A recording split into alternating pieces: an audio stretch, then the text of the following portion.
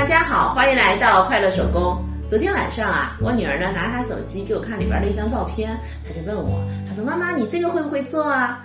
我一看呢，又是一个笔盒，这笔盒呢看上去功能很全，很厉害的样子，也有一定的难度哈。所以呢，我就跟她说，好吧，那我试试看吧。今天呢，我想尝试的把它做出来。接下来我就把它的制作过程呢分享给大家。这4份呢是我们底和盖的材料，面子2份，里子2份，材料长度呢20厘米，宽度10厘米。说这是铺棉的尺寸，我们需要放1厘米的缝缝，然后4个角呢我们需要打圆。这个呢是拉链和拉链边条，那拉链长度是46厘米，边条呢长度10厘米，宽度3厘米，说的也是铺棉尺寸，我们需要放1厘米的缝缝，面子1份，里子1份。这是文具盒做中间夹层的材料，这2份材料的大小是一样的哈。它呢长度16厘米，宽度呢9厘米。我在反面呢烫了一个树枝衬，增加硬度，这2份都烫了。这个材料呢长度25厘米，宽度10厘米。还需要一点皮筋。这是文具盒的侧边材料，面子1份，里子1份。那它铺棉长度是54厘米，宽度呢5厘米，我放了1厘米的缝缝。为了增加文具盒的硬度，那我底和盖儿哈，还有这个侧边上面呢都是认了线的。首先呢，我们来制作中间的夹层，我们在一片上边固定上擦笔的皮筋儿。那在这片上面呢，我们把这片材料对折。然后固定在这片材料上，然后我们中间呢车一条线。2片夹层呢车好了，我把这儿呢修成了圆角。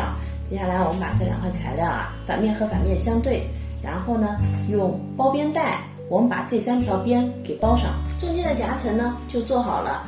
接下来呢我们开始组合拉链和拉链边条，我们把拉链夹在边条的中间。这样车一条线，那这边呢和这儿车在一起。边条车好以后呢，我把它翻到了正面，然后修成了和拉链一样的宽度。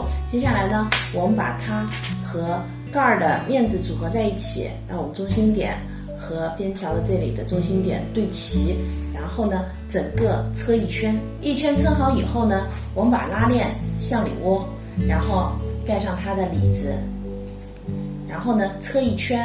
在这儿留个反口，那车的时候咱们还是车在刚才的那条线上哈。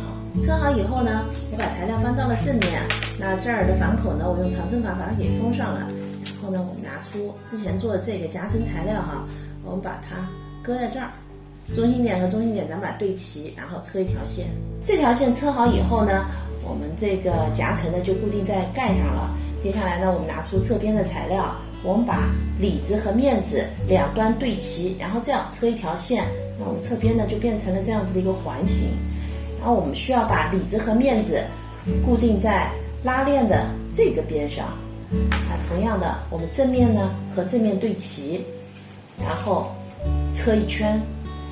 车好以后呢，我们还是同样的位置哈，我们带上里子，也是同样的车一圈。侧边的里子、面子和我们的这个拉链呢就组合在一起了。现在我们把它翻到正面，那然后呢再在这个拉链这儿哈车一圈窄边。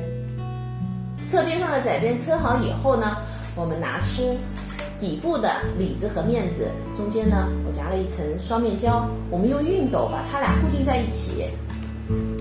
烫好以后呢，底部的里子面子就粘在一起了。接下来呢，我们把底部和刚才做好的这个材料呢车在一起。那车的时候，我们是在笔盒的里边哈车。这一圈车好以后呢，我们用包边带把它给包上。底部组合好以后呢，咱们整个文具盒就制作完成了。今天的文具盒容量呢非常大，除了方笔以外呢，我们还可以轻松的搁入修正带、圆规、橡皮、胶带纸。这儿呢有个夹层哈，我们可以搁尺子。这儿呢是它常用的几支笔。这期视频内容呢就是这些了，感谢您花宝贵的时间来看我的视频，记得要帮我点赞哦。咱们下期再见。